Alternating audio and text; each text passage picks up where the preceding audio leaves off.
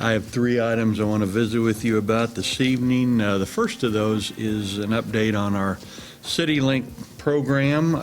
We still have a large number of people that continue to use the public transportation system, although our actual ridership decreased slightly in fiscal year 2016, actually for the first time since we've had our own service, which we started about 8 years ago. Last year, Citylink carried a little over 274,000 passengers, and that's compared to the year before when it carried about 290,000. So that's a decline of roughly about 5%, a little over 5%. However, those numbers don't really reflect the exact decline when you factor in the days of service that were involved. Because there were 5 less days of service last year as compared to the year before, simply because of how the calendar fell. So last year we had 303 days of service. The year before we had 308. So if those 5 days would have been counted, we would have been closer than we are now. But the main thing is, I think that the Citylink ridership remains strong. The Citylink program remains strong. And we're pleased with the number of people utilizing the service. The second item pertains to an update on the left turn lanes on Covell at both Santa Fe and the Bryant intersections. We've given notice to the utility companies to proceed with relocating their facilities. In fact, there have been some trees that have been removed, I believe, at both intersections now to make way for the utility pole relocations as well.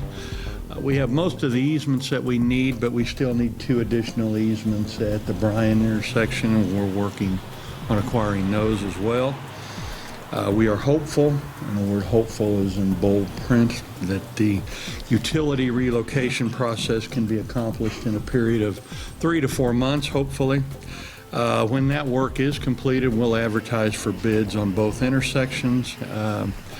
These improvements remain a high priority for us, and the funding will come from the 2000 capital improvement sales tax. Excuse me. The third item is an update on sales tax. We're now a third of the way through our fiscal year in terms of the sales tax reimbursements we get from the state. We remain down about 3% from where we were last year, and of course also then down from the budget projection that we had for 0 growth for this current fiscal year. Our fourth check that we receive really reflects the sales tax collections from the second half of August and the first half of September. One of the things that we noted last month or the month before too is that we had one abnormally high month in the year before, which has tended to skew that. But whether it's down 3% or down 2%, we're relatively the same in terms of where we've been the last few months. In the background information, there's 2 observations that Ross made that you can see. This is the first time in terms of looking at the cumulative total for this year that where we are after 4 months also reflects a decrease from 2 years ago as opposed to just last year. First time that has occurred. Also, this is a breakdown of our top 10 sales tax categories for this time of the year, and if you look, the top 5 categories all reflect an increase, while the second 5 all reflect a decrease, which is a little unusual, but it's been trending in that direction. So the ones that went up include general merchandise, restaurants and bars, building materials, grocery items, and utilities.